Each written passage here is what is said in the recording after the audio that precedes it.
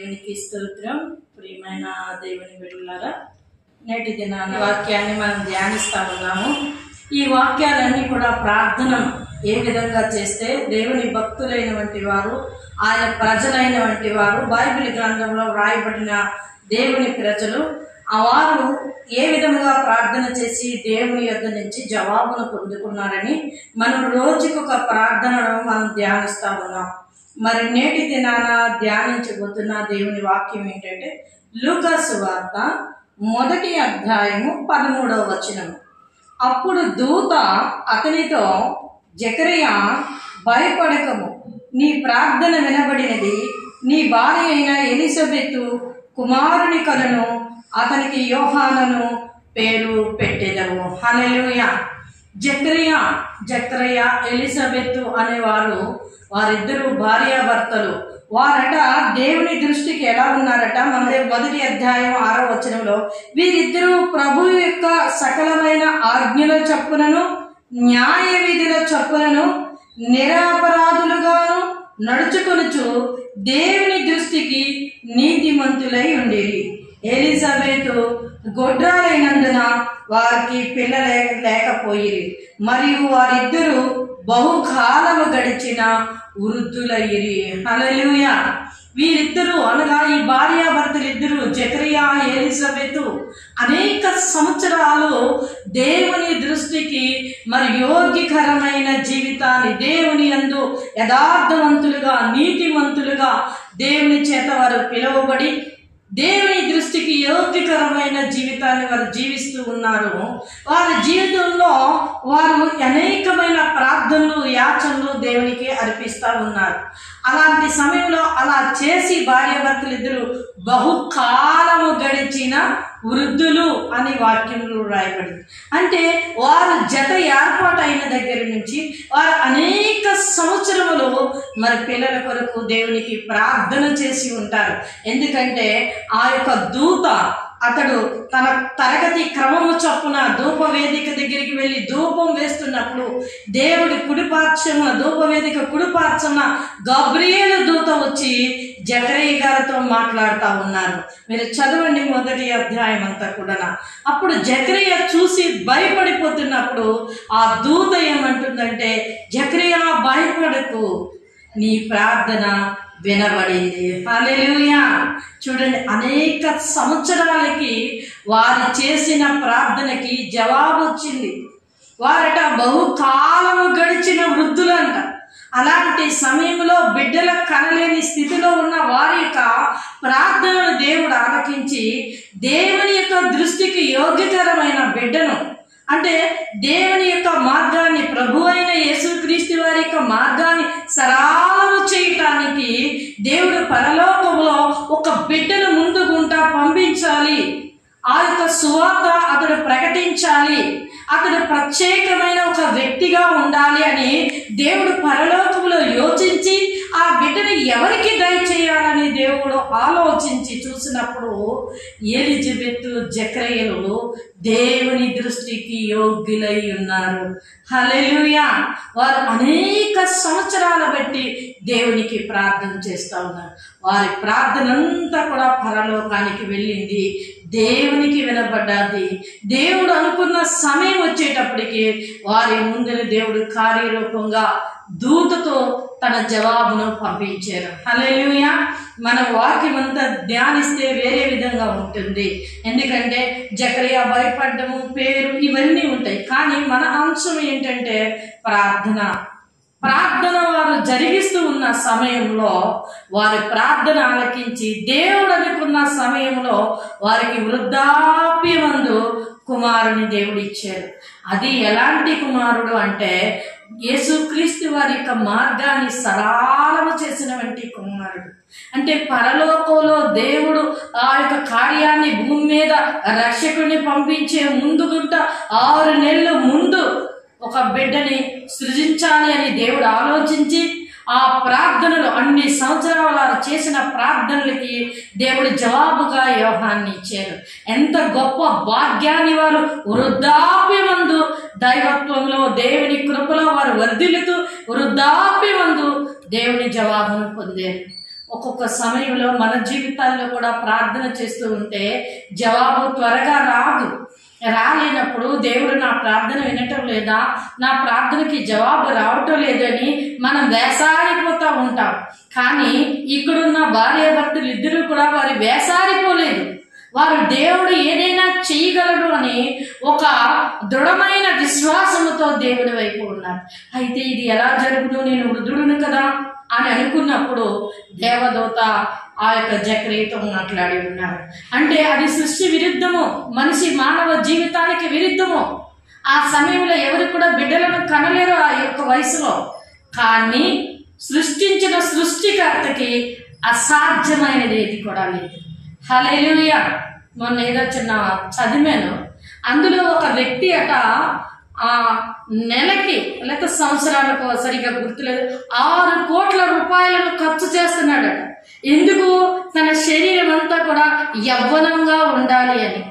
అంటే అంత ధనాన్ని ఖర్చు చేస్తూ తన గుండె ఒక యవనస్తుని గుండె వలె ఉండాలి అని, తన యొక్క శరీరం అంతా కూడా ఒక యవనస్తునికి, ఒక 30 సంవత్సరాల యవనస్తునికి ఏ విధంగా ఉండాలో ఆ విధంగా ఉండాలని ఆ ధనం అంతా కూడా అతను ఖర్చు పెడతా ఉన్నాడు. అంటే అంత ధనము అతను ఖర్చు పెట్టి తన శరీరంలో ఉన్న ఆరోగ్యాన్ని లేక అవయవాలని అతను కాపాడుకుంటా ఉన్నాడు. అది ఎంతవరకు కాపాడుకోగలడు? అతని దగ్గర ధనం ఉన్నంత వరకు కాపాడుకోగలడు, లేదా దేవుడు పిలిచేటంటే అతను వెళ్ళిపోవలసిందే. అయితే అలాంటిది ఈ వృద్ధాప్యమందు వీరి యొక్క శరీర అవయవాలన్నీ పాడైపోయినప్పటికీ కూడా, అవయవాలన్నీ కూడా సహకరించలేని స్థితిలో ఉన్నప్పటికీ కూడా దేవుడే సృష్టికర్త గనుక సృష్టి విరుద్ధమైనప్పటికీ కూడా దేవుడు సృష్టికర్త అయిన దేవుడు మరలా వారిని సరిచేసి, వారి అవయవ భాగాలను సరిచేసి వారి యొక్క చేతుల్లో కుమారుడు ఉండేలాగా దేవుడు చేశాడు. ఎందుకు ఈ మాట చెప్తున్నామంటే, దేవునికి అసాధ్యమైనది ఏది కూడా లేదు. నా ప్రార్థన ఇన్ని సంవత్సరాలు పెట్టి నేను ప్రార్థిస్తున్నానే, నా ప్రార్థనకి జవాబు రావటం లేదే, ఇంకా సమయం అయిపోయింది, నా వయసు అయిపోయింది, ఇంకా నాకు అన్నీ పోయాయి, ఇంకెప్పుడు దేవుని కార్యం జరుగుతుందని వేసారిపోతున్నామంటే వారికి ఈ వాక్యము, దేవుని వాక్యము మనకి ఎంతగానో పనికొస్తూ ఉంటుంది. హల్లెలూయా. మళ్ళా నువ్వు చిగురించే దినాలు ఉన్నాయి. పరిశుద్ధాత్మ దేవుడు నీతో మాట్లాడుతూ ఉన్నాడు. నాకు సగం వయసు అయిపోయింది కదా అనుకుంటున్నాను, నీకు మరలా నువ్వు చిగురించి మొవ్వు వేసే దినాలు రాబోతా ఉన్నాయి. దేవుడు నిన్ను అత్యధికంగా నీ ప్రార్థన ఆలకించి, జకరియా ఎలిజబెతులకి బిడ్డ కావాలి, అది వారికి దయచేశాడు. నేటి దినాలని హృదయంలో నువ్వు ఏది యోచిస్తున్నావో, ఏది అడుగుతున్నావో, ప్రభునందు నీ విశ్వాసంతో నీ ఆత్మ దేవుని ఎదుట చూస్తూ దేని కొరకు నువ్వు తృష్ణ కలిగి ఉన్నావో, ఆధ్యాత్మిక జీవితంలో, భౌతికమైన జీవితంలో దేవుడు నీకు అది దయచేయబోతా ఉన్నాడు. హల్లెలూయా. అయితే విసుగులేని ప్రార్థన, నీ ప్రార్థన మానేయకుండా, పట్టు వదలకుండా నువ్వు ప్రార్థన చేసినప్పుడు దేవుని యొద్ద నుంచి నువ్వు కార్యాన్ని చూస్తావు, జవాబును చూస్తావు. పరలోకంలో దూతలతో మీటింగ్ పెట్టి గాబ్రియేలు దూతను జకరియా దగ్గరికి, జకరియా వంతు అంటే లేవి వంశస్థుల యొక్క వంతు, వారి యొక్క వంతు వచ్చేటప్పుడు వారు వెళ్ళాలి. అంతవరకు దేవుడు వెయిట్ చేశాడు. జకరియా ఎప్పుడు దేవుని మందిరంలోనికి వచ్చి ధూప వేదిక దగ్గర నిలబడతాడో అప్పుడు ఈ వాగ్దానాన్ని, ఈ మాటను అతని పట్ల నెరవేర్చాలని దేవుడే వెయిట్ చేసి జకరియా గురించి చూసాడే. మరి దేవుని యొక్క కార్యం కొరకు నువ్వు ఎదురు చూడలేవా? కొన్ని దినాలు ఓపిక పట్టలేవా? ప్రార్థన దేవుని సన్నిధికి వెళ్తుంది. అయితే మనం నీతిమంతులుగా, యథార్థవంతులుగా, దేవుని దృష్టికి యోగ్యకరంగా మనం జీవించి మనం ప్రార్థన చేసినప్పుడు దేవుడిని ప్రార్థన ఆలకించి తగిన సమయం, దేవుడు అనుకున్న సమయంలో ఆయన చెయ్యాలనుకున్నప్పుడు ఖచ్చితంగా నీ ప్రార్థనకు ఆయన జవాబునిస్తాడు. హల్లెలూయా. హల్లెలూయా. రే సహోదరి, సహోదరుడా, కొద్దిగా నువ్వు వెయిట్ చేయి, ప్రార్థన చేయి. నీ ప్రార్థనకి జవాబు వచ్చే దినాలు త్వరలోనే రాబోతా ఉన్నాయి.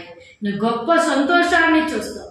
జకరియా ఎలిజబెతులు తర్వాత జకరియా వెళ్ళిన తర్వాత బిడ్డని కన్నప్పుడు అమ్మో ఇది ఎంత గొప్ప అద్భుతమో, దేవుడి బిడ్డని ఏ రీతిగా పెంచమన్నాడో ఆ రీతిగా పెంచుతాం, ఈ బిడ్డకి ఏ పేరు పెట్టమన్నాడో ఆ పేరే పెడతామని జకరియా పేరు పెట్టాడు. జకరియా ఆలోచించినందుకు నోరు మోగపోయింది. అది వేరే వాక్యం. కనుక నీ మనవి దేవుడు ఆలకిస్తున్నాడు. నీ ప్రార్థన దేవుడు వింటాడు. అయితే నీకు జవాబు రావటానికి కొద్దిగా సమయం పట్టొచ్చు. అంతవరకు నువ్వు వెయిట్ చేసి దేవుడి ప్రార్థన వినే దేవుడు. యేసుక్రీస్తు వారు సజీవుడు. ఆయన పునరుద్ధానుడై పరలోకంలో నీ కొరకు నా కొరకు తండ్రి కుడి పార్శ్వమున విజ్ఞాపన చేస్తా ఉన్నాడు. ఆయన సజీవుడు. నీ ప్రార్థన వినగలే శక్తి సామర్థ్యం యేసుక్రీస్తు వారికి ఉంది. ఆ ప్రార్థనకి జవాబు దయచేయగలిగిన దేవుడు కనుక నీ ప్రార్థనకి త్వరలోనే సమాధానం రాబోతుంది. నువ్వు వెయిట్ చేయి. నీకోసం వెయిట్ చేస్తున్నాడు. నా కుమారుడు నా కుమార్తె ఇంత ప్రార్థన చేస్తారు, వారికి నేను కార్యం జరిగించాలి, నేను అనుకునే రూపంలోనికి వారు మలచబడాలి. ఆ రూపంలోనికి వారికి వచ్చినప్పుడు వారికి నేను ఈవులు అనుగ్రహిస్తానని దేవుడు వెయిట్ చేస్తా ఉన్నాడు.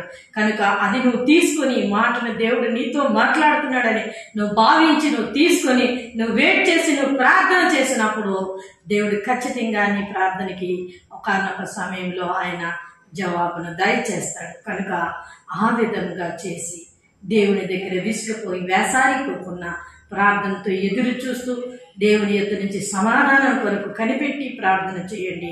దేవుడు ఖచ్చితంగా నీ మనల్ని ఆలకించి ఆయన జవాబును దయచేస్తారు. బహుకాలము గడిచిన వృద్ధుల వరకు వారు ప్రార్థన చేస్తున్నారు. ఆ సమయంలో దేవుడు అనుకున్న సమయం వచ్చినప్పుడు వారికి జవాబు వెళ్ళి, అలాగే నీకు ఒక సమయం ఉంది. ఆ సమయంలో దేవుడు నీ ప్రార్థనకి జవాబిస్తారు. ఆయన నిన్ను దీవించి ఆశీర్వదిస్తారు. అలా చేసి ప్రభు ఇచ్చిన దీవెన ఆశీర్వాదాలు పొందుకోండి. కొద్ది మాటలు దేవుడు దీవించినగా ప్రార్థన చేసుకుందాం.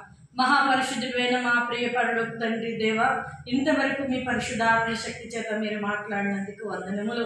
వెత్తబడిన వాక్యం నూరంతులుగా ఫలించులాగున సహాయం దయచేయండి. జకరియా ఎలిజబెతుల యొక్క ప్రార్థన మీరు విన్నారు నాయన. వారు బహుకాలము గడిచిన వృద్ధులైనప్పటికీ కూడా ప్రభా, వారు అనుకున్న నీవనుకున్న సమయంలో వారికి మీరు జవాబునిచ్చారు ప్రభా. యోహాను వంటి నాయన నీ మార్గాలను సరళము చేసి నాన్న రాజులను సైతం గద్దించే గొప్ప ఏలి స్వభావం కలిగిన వంటి గొప్ప పుత్రుడును నాయన వాగ్దాన పుత్రుడిగా యోహానుని మీరు వారికి దయచేశారు ప్రభా తండ్రి. వారి ప్రార్థనకి అంత గొప్ప జవాబునిచ్చారు నాయన. మీకు స్తోత్రాలు ప్రభా తండ్రి. మేము కూడా మా జీవితాల్లో వారిలాగే మాదిరికరంగా జీవించి మీరు ఇవ్వబోతున్న ఈవులను అందుకొని పొందుకొని అయ్యా తండ్రి నాయన మా జీవితంలో అది నెరవేర్చబట్టుకు సహాయం దయచేయండి. అట్టి ఓర్పుతో మేము ప్రార్థించేవారుగా బహుకాలం గడిచినప్పటికీ కూడా ప్రభా ప్రార్థన విడిచిపెట్టకుండా నీ పరిచర్య ధర్మాన్ని విడిచిపెట్టకుండా నాయన మేము ముందుకు సాగేలాగున అట్టి బలము శక్తిని మాకు అనుగ్రహించమని దేవా, ఈ వాక్యము వెత్తబడిన వాక్యం నూరంతులుగా ఫలించులాగున సహాయం దయచేసి మీరే మహిమ పొందుకోమని యేసు పరిశుద్ధ నామమున స్తుతించి వేడుకొంచున్నాం పరమ తండ్రి. ఆమేన్. God bless.